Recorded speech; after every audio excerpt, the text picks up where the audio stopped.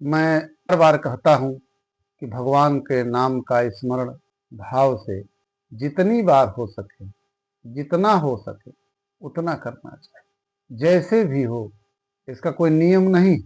और राम नाम जैसे महामंत्र को जपने के लिए तो बिल्कुल ही कोई नहीं नियम है। मैंने पहले भी बताया कि उस महामंत्र को सोते जागते बैठते आते जाते चलते फिरते जैसे चाहे, जिस रूप में चाहे, जहाँ चाहे, जब चाहे वह जप सकते हैं। और एक बार राम नाम जपने से 1 सहस्त्र माने 1000 बार का फल मिलता है। तो फिर यह भी होता है कि इसको इस भक्ति कैसे शुरू करें। मैंने पहले कहा कि उसके लिए आपको सत्संग करना पड़ेगा, क्योंकि संसार में सत्संग से बड़ा कोई संग नहीं है। अब सत्संग के बिनु सत्संग विवेक न होई। हर व्यक्ति बुद्धिमान होता है, लेकिन विवेकवान भी कोई होता है।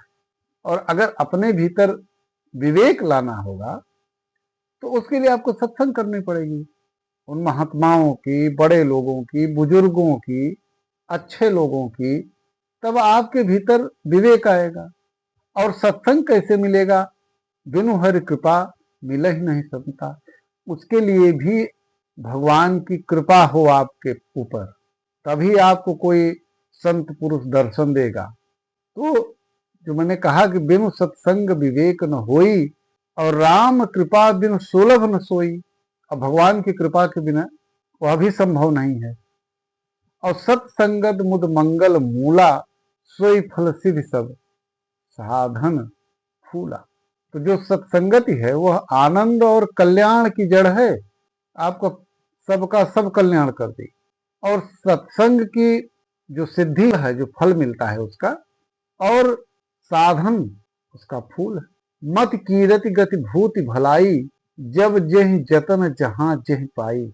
हम अपने जीवन में जहां भी, जैसे भी, जिस भी यत्न से अपनी बुद्धि में हम वृद्धि कर लेते हैं, हमारी कीर्ति बढ़ जाती है, हमें सदगत प्राप्त होती है, हमें ऐश्वर्य प्राप्त होता है। ये सब सारी चीजें ये सत्संग के ही कारण ऐसा है। आप ये मत समझिए कि हमने कहीं से कुछ कर लिया, कुछ कमा लिया कुछ। और सत्संग के माध्यम से ही सारी चीजें प्राप्त कर सकते हैं।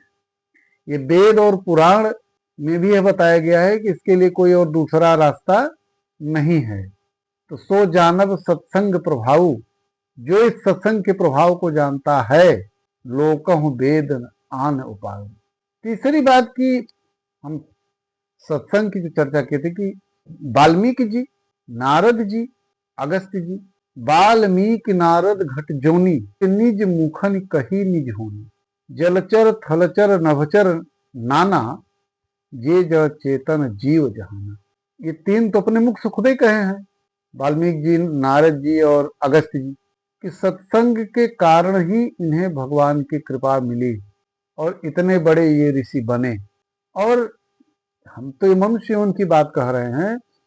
जलचर, जल में रहने वाले, थल में रहने वाले, और आकाश में नभचर, जड़ चेतन, जितने जीव हैं जिस भी रूप में हैं, इस सब के ऊपर सत्संग का प्रभाव होता है। श्री हनुमान जी जब लंका जा रहे थे माता सीता का पता लगाने के लिए, तो रास्ते में सबसे पहले मैनाक पर्वत पड़ा। तब मैनाक होम श्रम हारी। मैनाक हिमाचल का पुत्र था। और कहते हैं कि सतयुग में जो पर्वत थे वो उड़ते थे, तो ऋषि मुनि जहाँ यज्ञ करते थे उनको वो कहीं भी गिर जाते थे, तो उससे बड़ा नुकसान होता था। तो इंद्र ने अपने वज्र से सभी पर्वतों को छांटना शुरू किया। तो मैनाक जो है ये पवन देव के पास गया कि भाई मुझे बचा लीजिए, इंद्र जी ऐसा कर रहे हैं। तो मैनाक पर्वत उसको ले जा करके समुद्र में छिपा दिया। तो मैं कहना ये चाह रहा हूं कि मैनाक समुद्र के संगति में रह करके श्री हनुमान जी से कह रहा है कि आप थोड़ी देर यहाँ विश्राम कर लीजिए, रुक जाइए, उसके बाद जाइए। जब हनुमान जी तो रुके नहीं, उन्होंने उसे हनुमान तहि परसा, कर पुनः कीन्ह प्रणाम। हनुमान जी ने अपने हाथ के अग्रभाग से उसको बस केवल छुआ और प्रणाम करके आगे बढ़ गए। ये संगति का महत्व है। जो जल में रहता है वह भी संगति के कारण उसमें भी बदलाव होता है। भाई संगत का असर तो यह है कि कहते हैं ना कि प्रयाग में स्नान का फल तो तुरंत ही मिल जाता है, और कहते हैं कि जो कौवा है वो कोयल हो जाता है, और बगुला जो है वो हंस हो जाता है। मज्जन फल पेखिए तत्काला, काक होई एक बकौ मर, असुनि आचरज करे जन कोई, सत्संगत महिमा नहीं कोई। सत्संग की महिमा बड़ी अपरंपार है, और सत्संग से तो जानते हैं कि बड़े से बड़े दुष्ट सुधर जाते हैं। वाल्मीकि जी रत्नाकर डाकू के नाम से प्रसिद्ध थे। जन्म ब्राह्मण कुल में, पालन पोषण आभीरों के साथ, आभीरों में किया, और संगत उनके शूद्रों के साथ ये थी लूटपाट। लेकिन जब उनको 7 भगवान की प्रेरणा ही समझिए कि जब उनको 7 ऋषियों का उनको संगति मिली, उन्होंने 10,000 वर्ष तक मरा की तपस्या की और फिर भगवत प्राप्ति हुई। जैसे पारस होता है ना, तो पारस के स्पर्श से जो लोहा होता है वो सोना हो जाता है। 60 सुधरहि सतसंगति पाई, पारस परस कुधात सुहाई, विधि बस सुजन कुसंगत परही।